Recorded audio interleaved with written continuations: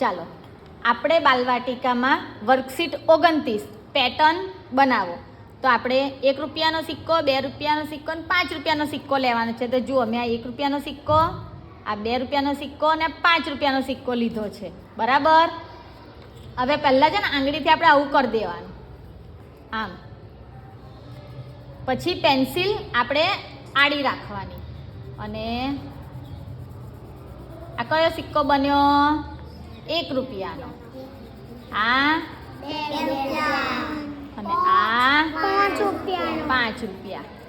ફરી પાછું આપણે એવી જ રીતે અહીંયા નીચે સિક્કા ઉતારવાના અને આપણે પેટર્ન બનાવવાની. પહેલો હાનો છે?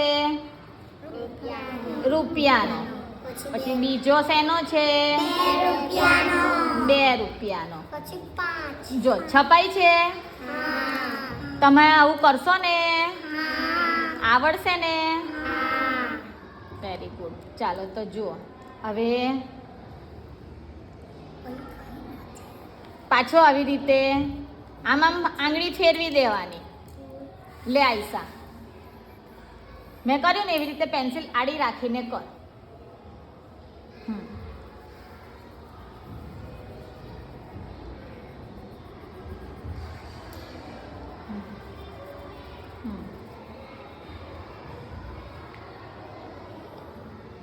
કાળું કાળું વધારે થાય. આમ રાખવાની પેન્સિલ, આમ જ રાખવાની. આમ જો અહીંયા જો હું કરું જો આમ તો રાખવાની. સિક્કો થઈ ગયો. આલીસાનો થાય છે ને? એટલે આમ ઊભી નહીં રાખવાની, આડી રાખવાની. તો જેટલી તમે આમ આડી રાખશો ને એટલું સરસ થશે. બરાબર.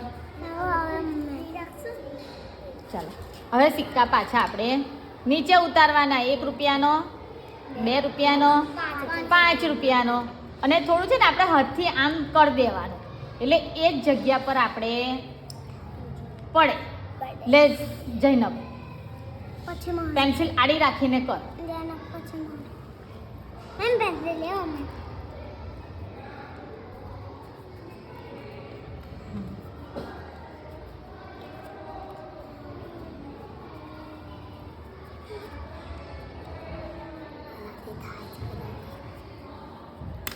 અહીં અહીં આમ રાખવાની, આમ થોડી થોડી આમ રાખવાની.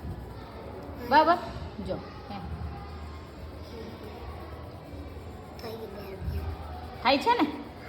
બની જાય છે ને એ 2 રૂપિયા. હવે હાનો બનશે? 5 રૂપિયા. આપણે પેટર્નમાં પહેલો કયો સિક્કો ગોઠવવાનો? રૂપિયાનો. પછી જો 1 રૂપિયાનો, આ 2 રૂપિયાનો, 5 રૂપિયાનો. અહીંયા આમ કરીને આવું ગોળ કરી દેવાનું અને પછી સિક્કો એ કરવાનો. કરો ચાલો, હવે અહીંયા કરો. મેં શીખવાડ્યું ને એવી રીતે. એ હાથે ફાવશે કે જમણા હાથે? હા, એ હાથે કરવાનું. થોડીક ઊંચી રાખવાની, બસ.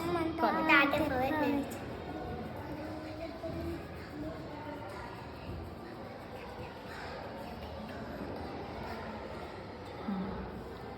આમ હાથ રાખવાનો એટલે સિક્કો ખસી ના જાય. થાય છે? સરસ.